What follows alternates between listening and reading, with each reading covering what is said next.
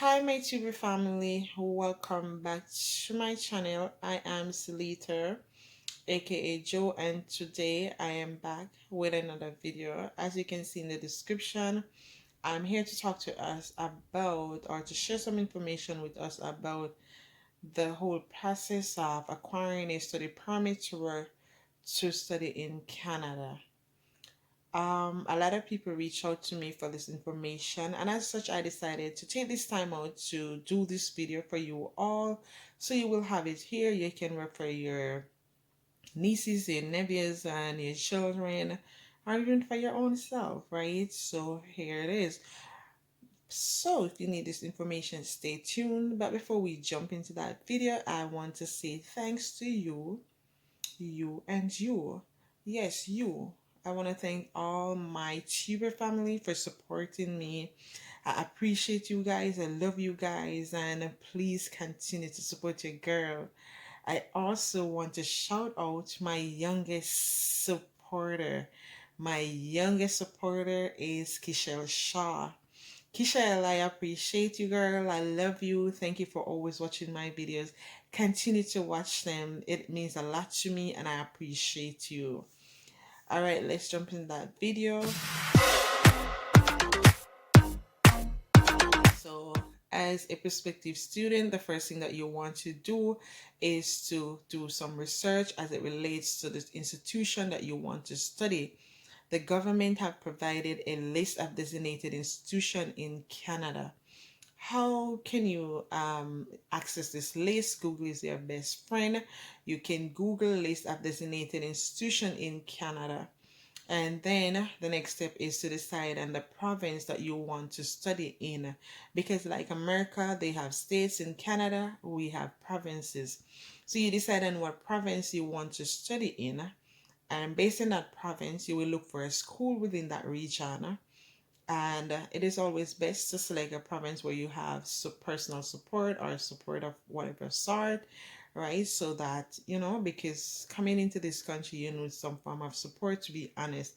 Whether your support is here or they're back in Jamaica, but you need some support. Take it from this girl right here. Anyway, so you will select a school within that region or of the province that you want to study. Within that province and within the region, rather, have your support team. If you have a support team, if you're coming alone and you have no one in Canada, then you will just select a school within the province that you desire to be in. When you select that school, what you need to do now is look for the program that you want to study and see what they offered, etc.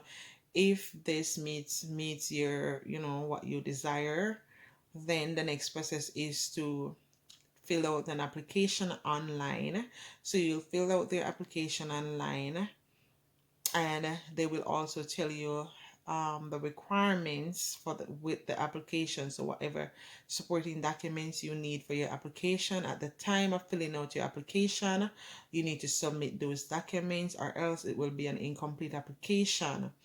So some of the supporting documents might be your transcript or your CSEC or CXC for those who did CXCs before it was changed to CSEC, if I'm correct, because I did that long ago. So yeah, and after you have all of that, you will scan and upload your document, attach it to your application, and you submit it. After submitting your application, you will also need to pay for your application. It's not free. And I can just say to you, nothing in Canada, let me whisper, it's not free. Everything is money. So yeah, it's not free. You have to pay for that application for most schools. Up to this time of doing this video, I know it's 100 Canadian dollars and it is non-refundable. So when you pay that $100, you will not get it back whether you accept it or not. After you did that, the next thing is a wait. For some school, it is really fast. For some, I understand it takes a while. So it all depends on the institution. And it all depends on the time of the year too. So, they will have a lot of application coming in and so forth and so forth. So you can do this yourself, or you can get yourself an agent. For example, in Jamaica, I know I have one agent, Anton Brown. I know I have another agent that you can use as a representative, which is Ivana. There's a few that might be there that I'm not aware of, but I know of these two people as people that you can trust, so to speak. People who others will tell you that they have used and so forth, but the truth is, you don't really need anyone. You can do it yourself, right? I started everything on my own and I got accepted without an agent and so forth. So, what you do when you did all of that, like I said, the process sometimes is a little wait. Sometimes it's not a long wait. So it depends. They will respond and they will let you know that you're accepted or you're not accepted. If you're accepted, they will provide you with the acceptance letter, which will also, outline your tuition if you didn't have an, because some sites don't have it on it, like for international, some do. So if you didn't see or you didn't have no clue what your tuition will look like, on your acceptance letter, it would give you a breakdown of your tuition for 2 years, 1 year, whatever period you're studying for. But it is important to select a 2 year program. Why? You get more time to you get more time within the country in that sense to get a 3 year work permit, postgraduate work permit. And that is if you want to work after you finish. If you just want to study and go home, then you can do a 1 year program. But if you are someone who wants to work, then I would encourage you to select a 2 year program instead of a 1 year program or an 8 months program. Because as an international student, you cannot do less than 8 months. And that's what I know. Don't quote me on it because things are changing every day. But up to the time, that's what I heard. That's what I know. If you do 1 year at the end of studying, you will only get a 1 year postgraduate work permit. If you do like 2 years, you will get 3 years postgraduate work permit. Right? So you get a little time to work up your money, and if you want to stay, that's more time to put in your stuff and all these things. But we are not jumping ahead of ourselves, no. So let's calm down. So now that you have that in your hand, the next thing that you need to do is to apply for your study permit. In applying for your study permit, you will need to prove to the Canadian High Commission that you have sufficient funds to study and sufficient funds to live in Canada at least for your first year. So what am I saying? You need at least your first year tuition and you need to provide sufficient funds for 1 year. And that is for living expense. Your living expense funds, we are looking at about 10,000 Canadian dollars for your year. Lots of money, right? Yes, especially if you don't have any support, you will need that money.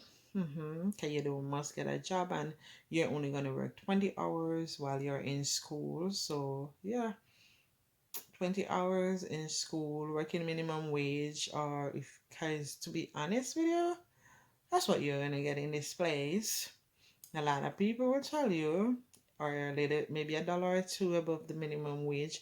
And in the minimum wage in Canada varies across provinces. So, yeah.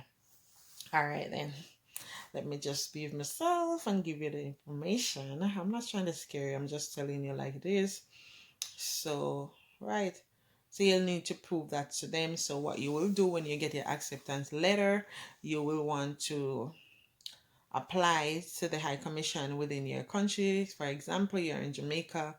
You will need to provide your supporting documents. So you will need to submit to them your bank statement. If you are not the one paying your tuition, you need to provide a sponsorship letter along with their bank statement, right? And you also need to submit the acceptance letter you got from the school and whatever other requirements they're asking you for within wherever you're applying from. You need to submit all of that. You can also do a purpose letter, to stating the reason why you want to study in Canada to support your whole application. I did all of that. That will help you, right? Strengthen your application and all of that. You also need to be able to prove that after studying, you will return home. So whatever documentation you have or asset you have, you also need to submit those stuff. And yeah, once you gather all your documents, supporting documents, proof that you'll return home, etc., you submit High Commission within your country, and then you will await their response. And that's how easy it is. It's nothing hard. It's not, and see, like I said, you don't need anybody to do it. But if you think you're confused and you need some support, then you can find an agent to help you. And for those of us who are in Jamaica, I'm here. I'm willing to help. If you need really deeper information, you can connect with me on IG. I'm ready to support you. Yes, you can. I'm here to do that, to help you. Yeah, but that's basically what it takes. And the next thing is waiting on them to respond. Having an acceptance letter does not guarantee that you will get the study permit. But if you have faith in God and you believe in Him, you trust Him, He will make a way. So seek Him before you do it. I did it, He did it for me, and I'm here, so you can do it too. Okay, guys, that is what I have to share and this process. There is a lot more to say, but I can't put everything in one video, so I will do another video around, you know, my experience in Canada as a student, as it relates to living, studying. But you can comment below what other videos you want as it relates to this topic. And I will make more video for you. That's what I'm here for. Love you guys. Thank you for watching. Thank you for subscribing. Thank you for sharing. Thank you for always returning to my channel. And I hope you learned something today. Peace out.